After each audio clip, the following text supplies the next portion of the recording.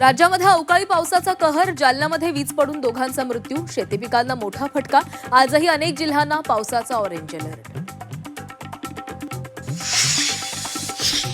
मुंबई मनपाच्या आयुक्तपदाच्या शर्यतीमध्ये अश्विनी भिडे यांचं नाव आघाडीवर. उपमुख्यमंत्री शिंदे आणि अश्विनी भिडेंची जवळपास तासभर चर्चा, तर आयुक्तपदासंदर्भात फडणवीस आणि शिंदेंचीही खलबतं.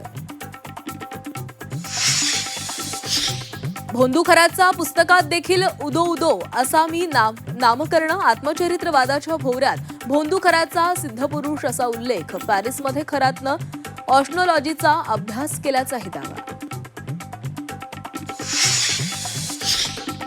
लाडकी बहीण योजनेतून 71 लाख महिला बाद. ई-केवायसी नंतर लाभार्थी संख्या 2,47,00,000 थेट 1,76,00,000 तर लाडकीच्या केवायसीसाठी आज शेवटचा दिवस. मुंबईमध्ये आज राष्ट्रवादी शरदचंद्र पवार पक्षाची महत्त्वाची बैठक. विदर्भासह मराठवाडा विभागाचा आढावा घेणार. प्रदेशाध्यक्ष शशिकांत शिंदे साधणार पदाधिकाऱ्यांशी संवाद. मुंबईकरांना वीज दराचा दिलासा. बेस्ट टाटासह अदानी कंपनीची वीज ₹1 स्वस्त. 1 एप्रिलपासून लागू होणार नवीन दर. पंतप्रधान मोदींच्या नेतृत्वात भारत नक्षलवाद मुक्त. केंद्रीय गृहमंत्री अमित शहांचं लोकसभेमध्ये वक्तव्य.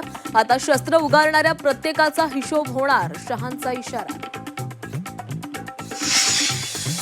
देशात उद्यापासून जनगणना प्रक्रियेला सुरुवात. 2 टप्प्यांमध्ये पार पडणार प्रक्रिया. यंदा प्रथमच स्वगणनेचा पर्याय. शतकापासून भेदभाव केल्याप्रकरणी वंचित समुदायाची माफी मागणार. नेपाळ सरकारचा ऐतिहासिक निर्णय. पुढील 15 दिवसात माफी जाहीर करण्यात येणार.